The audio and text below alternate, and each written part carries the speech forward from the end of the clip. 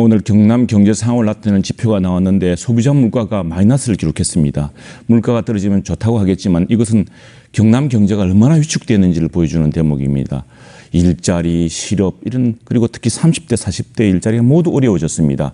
이 정부 들어서 특히 어려워졌고요. 아울러서 여러 가지 그 서민과 소상공인들의 생활 역시도 어렵습니다. 이런 것들은 지금 여러 여론조사에서 특히나 소상공인들 또 서민층들이 이 정부에 대해서 반대하는 비율이 높은 데서 잘 나타나고 있습니다. 아울러서 야당의 역할에 대해서 특히 자유한국당의 역할에 대해서도 아주 따가운 질책이 많다는 것도 저희들 잘 알고 있습니다. 시장에 나가보면은 너무 장사가 안 된다고 하시고 일자리가 없다고 청년들은 지금 우리 경남을 떠나고 있습니다. 이런 상황에서 야당이 무슨 역할을 해야 될 것인지 특히나 인사가 만사인데 지금 정부는 법무부 장관 후보자 인선을 둘러싸고 독선과 고집을 이렇게 계속 해왔습니다. 여기에 대한 민심의 이반 또한 정의를 채워야 되는데 정의롭지 못하고 윤리적이지 못하고 특례와 특권에 익숙한 그런 사람을 인사를 했다는 것에 대한 국민들의 분노가 큽니다. 그런데 왜 자유한국당은 그러면 이런 인사를 그대로 방치하고 있느냐에 대한 또 질책도 큽니다. 그래서 현 정부의 실패 그리고 자유한국당이 대안 세력으로서 분명한 비판 세력으로서 좀 더 분명한 역할을 해줘야 한다는 그런 질책 또한 큰 아주 무거운 분위기의 주석이라고 하겠습니다. 네, 어떻게 보고 계십니까? 네, 이번 그 우리 징용공 문제라든가 우리 역사적으로 풀어야 될 문제는 반드시 풀어야 됩니다. 그리고 그것은 우리가 나라를 뺏김으로써 고통을 당한 우리 국민들, 우리 선대에 대한 당연한 도리이기도 합니다. 그런데 이 싸움은 굉장히 슬기롭게 해야 되고 왜냐하면은 우리끼리 싸우는 게 아니라 일본과 싸우고 국제사회의 여론을 얻어야 되는 문제입니다. 지금 우리 국제법과 국내 대법원 판결이 상충하고 있습니다. 이걸 풀 수 있는 현명한 방법들이 많았습니다. 그런데 일본이 이 과정에서 무역 전쟁을 일으켰습니다. 이것은 국제적으로 비난을 받았습니다. 그러면 우리가 오히려 이 국제 여론을 반전시킬 기회가 있었는데 우리는 거꾸로 공동의 안보 이익이라는 최소한의 어떤 신뢰 관계 문제를 끊어버렸습니다. 이른바 지소미아라는 것인데 그것은 우리가 일방적으로 일본에 의존하는 것이 아니라 북한의 미사일 발사를 할 경우에 일본의 위성 자산 등을 통해서 우리 안보의 이익을 위해 서로 주고받는 사안이었습니다. 더구나 지소미아는 러시아와도 관계를 맺고 있습니다. 그런 협약을. 여기에 미국이 실망했고 국제사회도 이 한국의 이런 정책 이런 데 대해서 상당히 실망하고 있습니다. 그래서 우리가 오히려 무역 전쟁에서 일본의 이런 자유무역에 반하는 조치에 대해서 반격할 기회가 있었는데 그 반격할 기회를 스스로 상당 부분 위축시킨 측면이 있다고 생각을 합니다.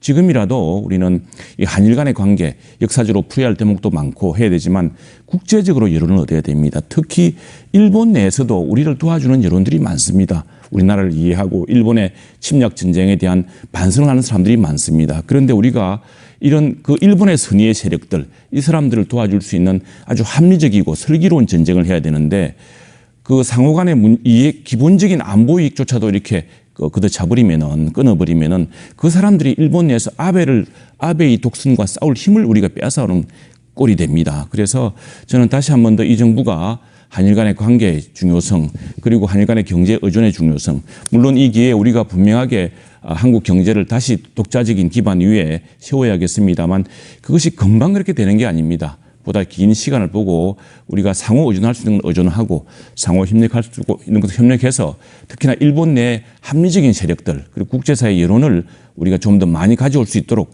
한일 관계에 대한 슬기로운 전략이 필요하다 하겠습니다. 네.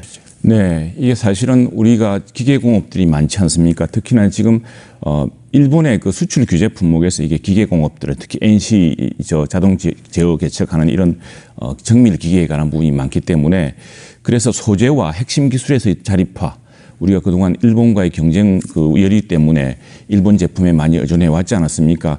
이걸 빨리 회복해야 된다는 것은 비단 이번에 그 한일 간의 갈등을 떠나서라도 우리 산업의 경쟁력을 높이기 위해서 꼭 필요한 일이었습니다. 그런데 지금 정부가 이 심각성을 안다면은 빨리 창원에서 그런 그 기계 산업을 더 발전시킬 수 있고 소재 산업을 더 발전시킬 수 있는 기반을 만들어줘야 합니다. 벌써 소재연구원 격상 또 부품연구원, 기계연구원 이런 것들이 창원의 기계 산업의 중심인데 더구나 한일 간의 이 갈등으로 직격탄을 맞고 있는 곳인데 이걸 빨리 해줘야 됩니다. 벌써 지금 말이 나온 지가 몇 개월이 되지 않았습니까? 그런데 이 지금 실세 지사도 계시고 한데 이 문제가 왜 이렇게 지연되는지 알 수가 없습니다. 만일 이 호기를 놓치면은 관료주의가 그렇습니다. 적당히 말 나오다가 또 사라집니다. 그러면은 우리 창원은 정말 이번 기회에 대일 수출 또 대일 어떤 그 기계 산업이라든가 핵심 부품 산업, 핵심 소재 산업에서의 경쟁력을 올릴 수 있는 그런 계기를 놓치게 됩니다. 그래서 더 이상 논의를 지연시키지 말고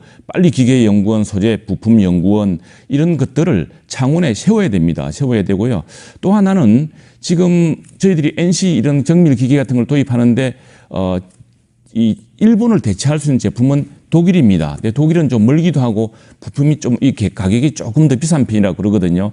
그렇다고 한다면은 우리가 빨리 독일과의 협력도 강화를 해야 됩니다. 그래서 근데 지금 뭐 정밀 기계만 하더라도 일본에 환학이 있다면은 독일에 지멘스가 있다고 하지 않습니까? 그러면 지멘스랑 협력을 높이든지 해서 현실적으로 우리 창원의 기계 산업과 부품 소재 산업의 경쟁력을 높여줘야 되는데 말만 하고 하나도 실행하지 않고 있습니다.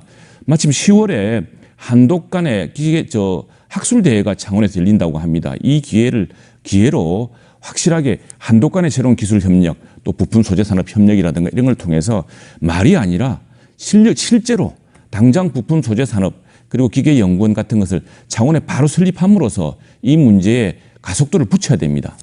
네.